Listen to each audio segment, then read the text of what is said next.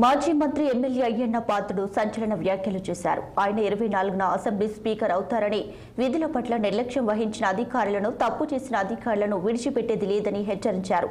ఆరిలో అటవీ ప్రాంతంలో ఆర్ఎండ్బి రోడ్డు, మున్సిపాలిటీ ఆర్ఎంబి రోడ్లను పరిశీలించిన సంబంధిత ఉన్నతాధికారులతో కలిసి పరిశీలించారు.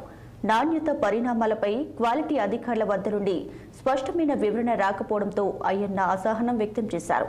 ఎలక్షన్లో ఓట్ల కోసం అర్ధరాత్రి రోడ్డు పనులు చేశారా అని ఆర్ఎండ్బి అధికారులను నిలదీసి వారికి బిల్లులు వేయకూడదని ఆదేశించారు.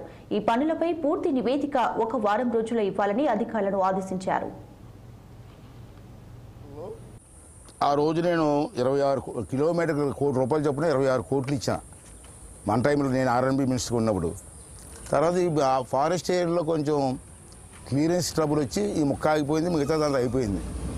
ఈ క్లియరెన్స్ చేయడంలో ఎమ్మెల్యే చేత కాదు, అసలు ఆఫీస్ ఎక్కడ ఉందో ఎమ్మెల్యే గారికి తెలియదు, డిలే చేశాడు. ఈ ఎలక్షన్ వచ్చింది లోపునే. ఎలక్షన్ వస్తే మరి ఎవరు కాలు పట్టుకున్నాడో, ఎస్సీ గారు కాలు పట్టుకున్నారో, ఈ గారి కాలు పట్టుకు తెలియదు. కానీ మొత్తం మీద రాత్రి మీద చేస్తే పగలేదు. ఇది నేను తిరిగినా రోజు రాత్రి లైటింగ్లు పెట్టుకుని వేసుకున్నారు రోడ్డు. అంత కరమేటి ప్రజలు ఎలక్షన్లో వచ్చేస్తున్నాయి బాబు అని పట్టుకుంటే ఓట్ల కోసం రోడ్డు వేశారు. డబ్బు కూడా నేను ఇచ్చింది, అది ఇచ్చింది కాదు. 26 కిలోమీటర్లు ఆ రోజు నేను 26